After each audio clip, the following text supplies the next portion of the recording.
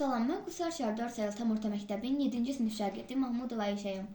Sizə bu günlərdə oxuyub qurtardığım bir kitab haqqında danışmaq istərdim. Bu kitabın adı Qəlbini sığdırdığın Dünya Böyüsündür. Bu kitabda Libra Kitab Nəşriyyatının 15 may beynəlxalq ailə günü münasibəti ilə başlatdığı övladına məktub yaz müsabiqəyə göndərilmiş ən yaxşı 20 məktubdan ibarətdir. Mən bu kitabı oxuyanda hisslərim dəyişdi. Çünki həm mənalı, həm də təsirli, çoxlu nəsihətlər və məsləhətlər, məktublar öz əksini tapmışdı.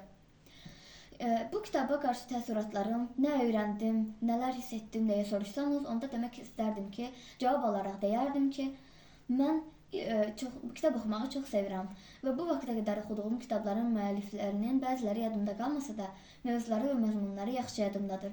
Ancaq bu kitabın bir müəllifi yoxdur, bir neçə müəllifi vardır.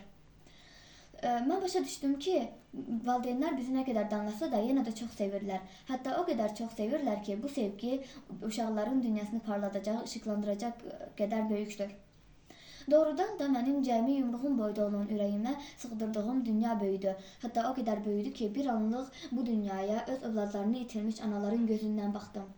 Ataların, anaların, hətta nənələrin öz nəvələri və övladları üçün yazdıqları məktublar mənim fikrimi dəyişdirdi və həyata baxış açımı dəyişdirdi.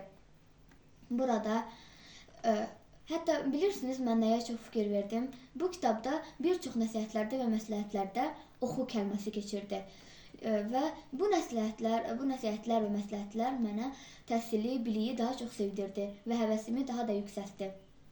Bu kitabı oxuyandan sonra başa düşdüm ki, bəzən həyata başqalarının gözündən də baxmaq lazımdır. Bu kitabda oxuduğum bir çox mənalı sözlərdən, cümlələrdən ən çox fikrimi cəlb edənlər isə bunlardır. Hər ağlayanın bədbəxt, hər gülənin xoşbəxt olduğuna inanma və sevginin fəth edə bilmədiyi zirvə yoxdur. Və əgər qəlbinizə sığdırdığınız dünyanın daha da böyüməsini istəyirsinizsə, onda sizə bu kitabı oxumağı tövsiyə edirəm.